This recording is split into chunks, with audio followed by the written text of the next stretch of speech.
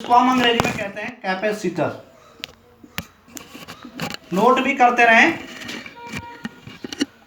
आप लोगों को मैं म्यूट कर रहा हूं, म्यूट कर देना। कैपेसिटर सीधी सीधी बात है, धारिता हम पढ़ चुके हैं। धारिता किसे कहते थे? आवेश के संग्रहण को हम धारिता कहते हैं। कोई चालक कितना आवेश अपने आप में संग्रहित कर पा रहा है तो उसे हम क्या कहते थे? धारिता। उस चालक की धारिता कहते हैं। अब संधारित्र एक नया शब्द हम देख रहे हैं जो कि कैपेसिटर संधारित्र से ही जुड़ा, धारिता से जुड़ा हुआ है जिसका सिद्धांत।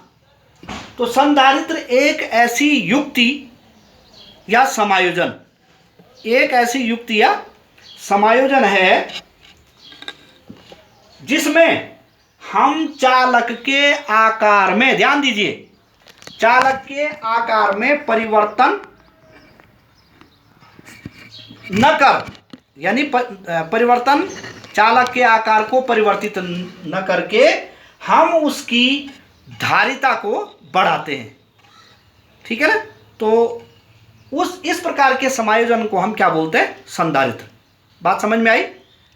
संधारित्र एक ऐसा समायोजन है जिसमें हम जिसमें हम चालक के आकार में बिना परिवर्तन किए हुए, ध्यान से सुन लें, म्यूट कर दो सब, चालक के आकार में बिना परिवर्तन किए उस चालक की धारिता को हम क्या कर देते हैं? बढ़ा देते हैं। धारिता समझ में आ गए? देखो, संधारित्र और धारिता थोड़ा डिफरेंस है।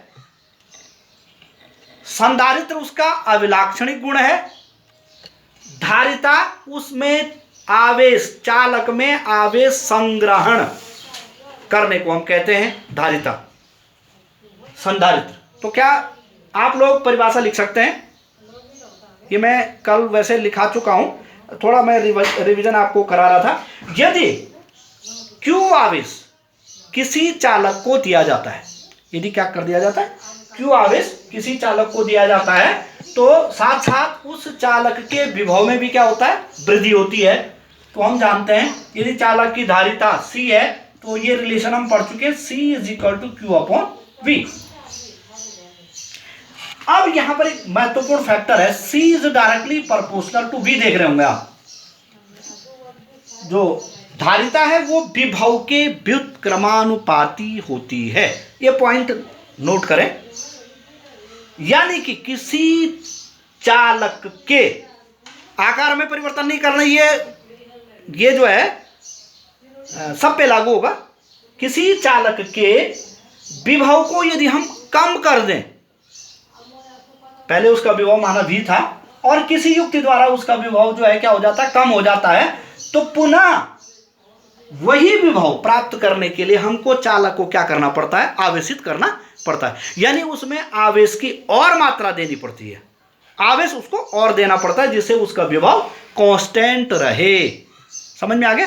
तो विभव, देखो, विभव कम होगा तो धारिता यानी आवेश आने की गुंजाइश बढ़ जाएगी, उसमें उस पात्र में और आवेश आ सकता है। आवेश आएगा तो धारिता क्या हो जाएगी?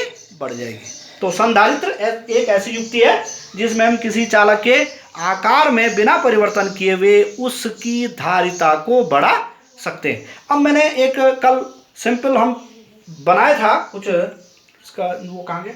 दस्तर कपड़ा था यहाँ पर।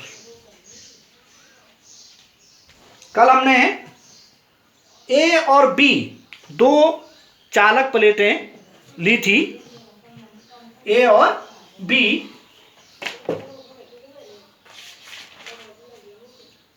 किस सिद्धांत पर काम करता है? संधारित्र का सिद्धांत। इसको जरा थोड़ा समझ लीजिए सिद्धांत। यहां पर हमने कल बनाया भी था, दो प्लेटें हम लेते थे।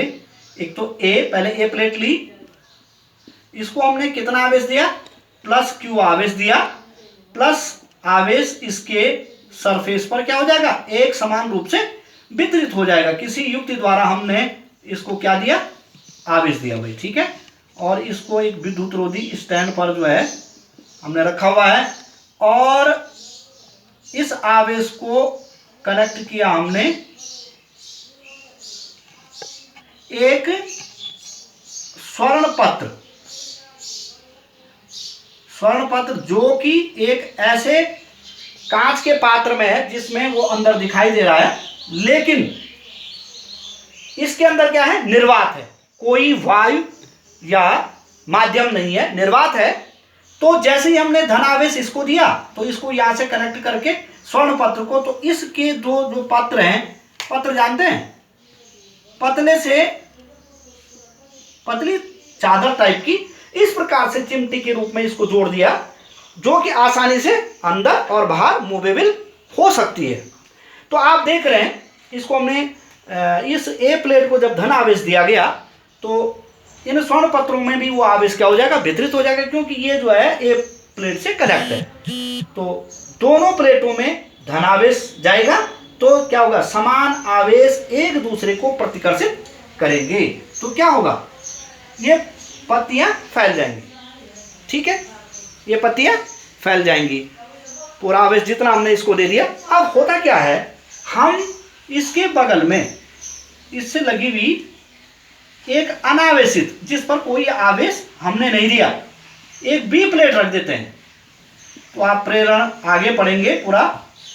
ये प्लेट इससे प्रेरित हो जाती है क्योंकि इसका इस प्लस क्यू आवेश के कारण इसके चारों ओर, इस प्लेट के चारों ओर एक वैद्युत क्षेत्र उत्पन्न होगा, वैद्युत बल रेखाएं होंगी, वो वैद्युत बल रेखाएं बी में से होकर के भी जाएंगी। तो क्या करेगा, इसके जो मुक्त इलेक्ट्रॉन हैं उनको जो है ये क्या करेगा, आवेशित, उनको मूवेबल कर देगा। तो होगा क्या, ध्रुवण हो जाएगा। देखो धन की ओर इस प्लेट के ऋण आवेश आ जाएंगे और धन आवेश उसके विपरीत दिशा में जो है क्या हो जाएंगे, इस प्लेट के ओर आ जाएंगे। तो अब इससे हुआ क्या, ध्यान दीजिए, हमने देखा जैसे ही हमने बी प्लेट ए के नजदीक रखी तो इसके वैद्युत क्षेत्र के कारण ये भी क्या हो गई, प्रेरण के द्वारा क्या हो गई, आवेशित हो गई। और वह क्या कि बी का जो सरफेस है वो माइनस आवेश आ जाएगा और अपोजिट डायरेक्शन में प्लस आवेश आ जाएगा। अब क्या होता है, इसका जो माइनस आवेश है ये इसके कुछ प्लस आवेश को न्यूट्रलाइज कर देता है।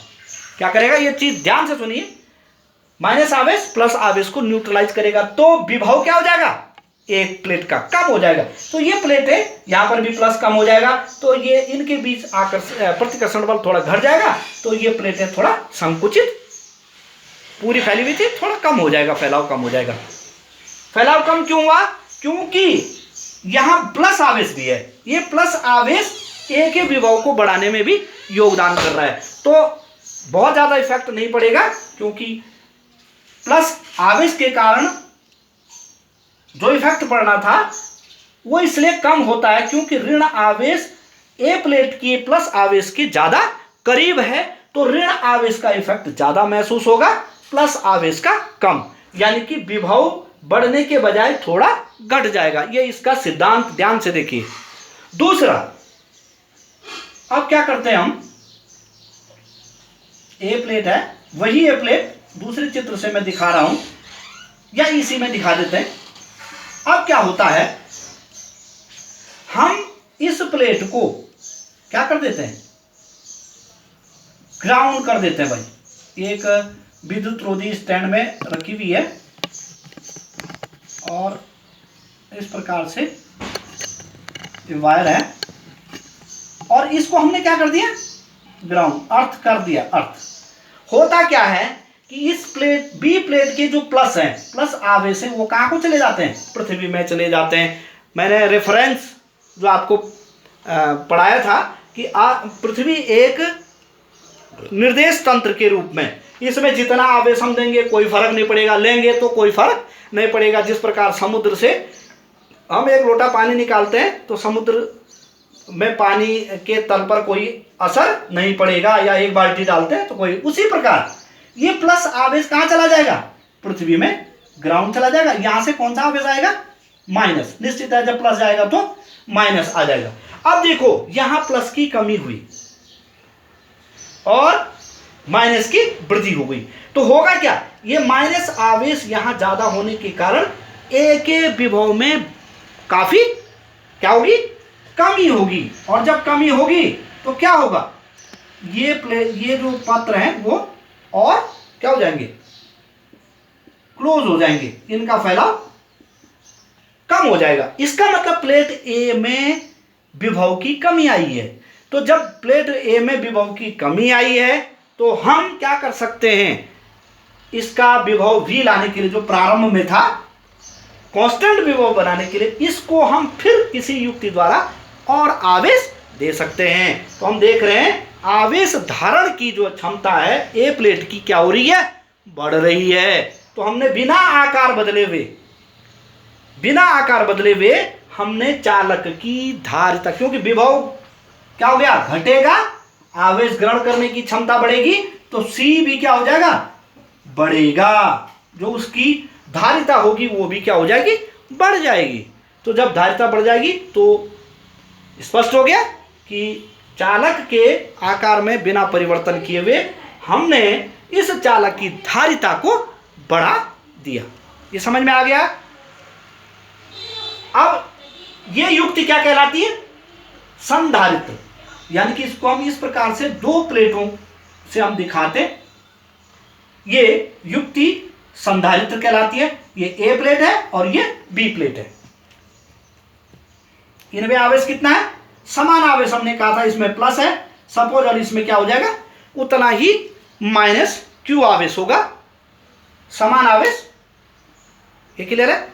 और अब परिभाषा हम यहां से संधारित्र की दे सकते हैं कि संधारित्र किसे कहते हैं, संधारित्र की धारिता, संधारित्र की एक प्लेट पर आवेश की मात्रा तथा उन प्लेटों के बीच के विभव, उन प्लेटों के बीच के विभव के अनुपात के बराबर होता है। ये हम इसकी परिभाषा दे सकते हैं। तो लिखिए जरा, किसी संधारित्र की धारिता, किसी संधारित्र की धारिता संधारित्र की एक प्लेट पर